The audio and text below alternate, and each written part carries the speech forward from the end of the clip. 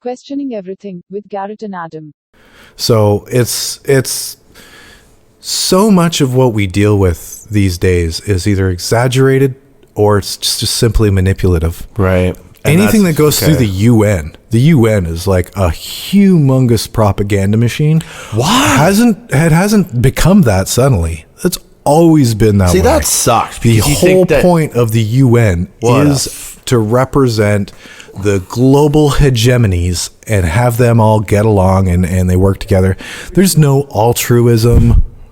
Altruism is a myth, right? It's the naivety project if you believe in the altruistic portion of it, but it's literally just, no, it's not.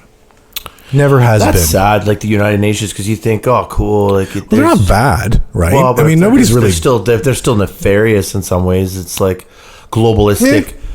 When I read the... Now we're talking about world elites thing again, you know, and that's what I wonder about, like these world elites that govern the planet and control what our movements are as poor ass people, you know, what...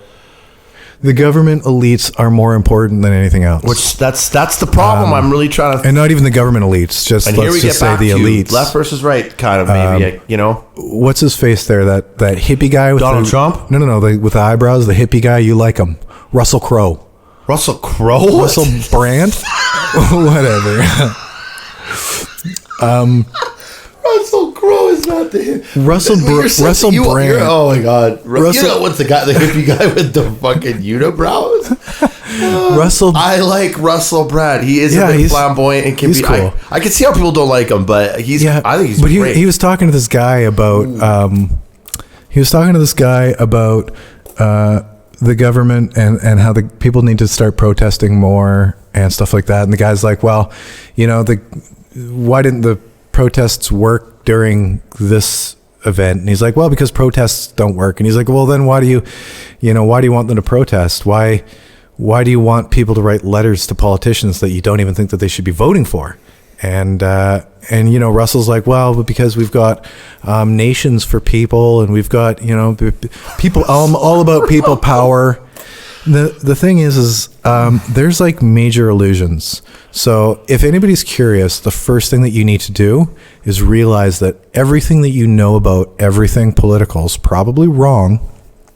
Well, I already know that. That's why I watch the news. Somewhere other than the United States of America, their political system has absolutely no relevance on yours. You probably live in something that's closer to an autocracy. Right? What's an autocracy, Adam? An autocracy is where a single body of people rule everything. The thing is Canada and Canada seems pretty Australia chill, and New Zealand, we're Commonwealth. So we've literally just come out of a monarchy, and we were ruled with monarchy, which is the Queen, right? So if you come from a country that has kings and queens and stuff like that, that's not democracy at all. Well, that's a dictatorship in somewhat. Absolutely. Kings and queens are a form of dictatorship, right? They're a form of authoritarianism. Well, and they are quite often not pleasant to live under, right? Sometimes they are. Sometimes they're not. The thing is, you don't get a choice and you don't get to replace them if you don't like them, hence the democracy. But when you live in like fake democracies like we do, where it's permitted to be a democracy, right? And even then we have fake freedoms where we have them, but we only have them as long as they're valid, right? Even movement, like things like COVID are perfect examples where you literally think that you're a free person, but all of your freedoms are privileges that are issued to you until they're not. And think about they can be relinquished. Exactly, and that's frustrating. Just because an unelected, somebody you didn't even elect, an unelected quote unquote authority made a suggestion. Would that be wrong? Would that be what's her name? Well, in our case, it'd be Bonnie Henry because she's our Bonnie Henry. Yeah. Let me touch on that for a She's not elected. You didn't elect Bonnie Henry she just started saying, decide the fate of your province. This is literally deciding the fate of our province. Bonnie Henry is. Yes. Economics, education, business, and social issues and everything. everything hinges on it, and she was never elected to do that. So this goes back to the. But she is that person. Is she just a spokesperson? Neo-Chinese version of communism, where you have here we go, technocracy, where the people you voted for are almost moot because they don't, really it's Bonnie Henry that we should be talking to. It's Fauci we should be talking to. Yeah, but Bonnie Henry's just being told what to say. Is that correct? Or is she an advisor? I don't assume that she's being told what to say. Newscasters are given a literal thing to say. They're being told what to say 100%. I feel like the whole world's going to open up Bonnie and Henry will be the last one around. The only thing is maybe you have to conform to norms, otherwise people will think that you're a radical. So she has norms to conform to. But I think that most of those norms are pretty reasonable and professional. Like the ones we're currently going through right now? She's not doing anything wrong. She's doing the best she can. It's clear. Absolutely. But she's not the enemy. The problem is she's that annoying, though. She's like your fucking mom. It's like, you're grounded. The fate of our province shouldn't hinge on her, because that's not what she's been. She hasn't been elected to do that job. She's not our representative, and we're bypassing a system of elected representatives making decisions, and we're entering into a stage where our elected representatives get to make these decisions as long as the technocrats don't have some other prohibition, right? And when the health authorities can step in and say, no, listen, we're going to completely redo this. These businesses are allowed, these aren't, these times. Right? Now you have a technocracy, which is more similar to communism. You don't have free people with free movement. You don't have liberalism. Mm-hmm. You have control. Okay, so you have authoritarianism. You have a small body who gets to decide the fate of everybody for an ideological purpose. In this case, you could say that it's health, but again, we know now in the case of COVID that it's affecting mostly nursing homes, that the death rate for everybody under 70 is fairly low, and there's probably no point in sacrificing the small and medium business sector. Well, the mental health crisis alone is going to be just insane. It already is. Absolutely. Let me just say something here. So I came up with, I thought of this the other day. I said, wow, because everyone's still going on about, it's going to be so long until it all opens up. You got a lot of people that are like, we're done with it. And you got a lot of people like, this will be here for 5 years, another 5 years. I'm like, okay, like whatever.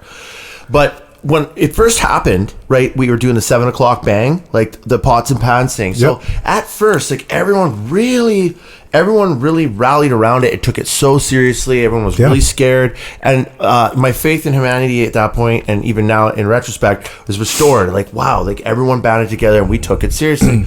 And then once these things that you're suggesting, these creeped in, like, is it real, or is it as bad as data? Once we started seeing data, and we start, then you see people just losing their minds. Of course, because now the response is disproportionate to the data. Right. Whereas while it's novel and while it's like we don't know what's going to happen, then you know what? Let's not risk it.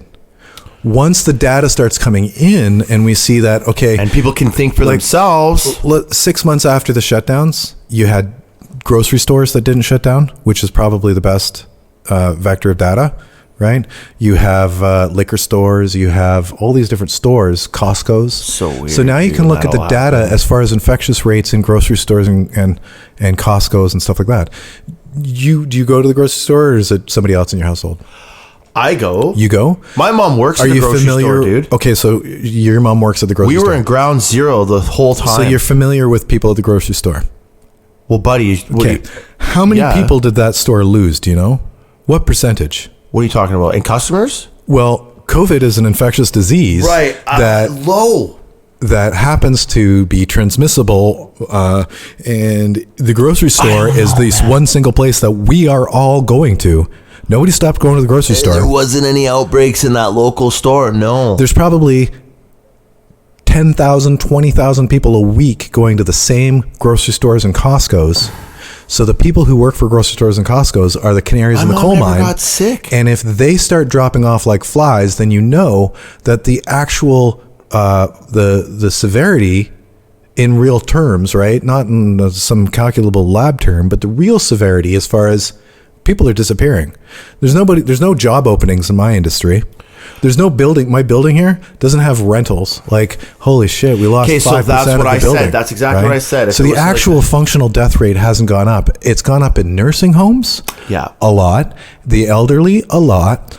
Unfortunately, they are the people that are susceptible to all viral issues. Whereas the Spanish flu was just like ripping. The Spanish flu, if this was the Spanish flu, we'd all be hiding in our houses. Yeah, and my rent would be dropping because that's it'd what be I'm trying like, to. That's what I'm saying. You're saying that exactly there would be jobs available. Yeah, apartments would be going for rent. Yeah, next the city would be like, we need people. Yeah, anybody will hire you. Now we'd still we're a year and a half into it now, and we I think I don't know. You'd be terrified if this was the Spanish flu. We'd be beyond terrified. Yeah, you'd be horrible. And that first week, I will remember. I do remember feeling like that when I was driving to work and the highways were empty when the grocery stores stock. I loved it.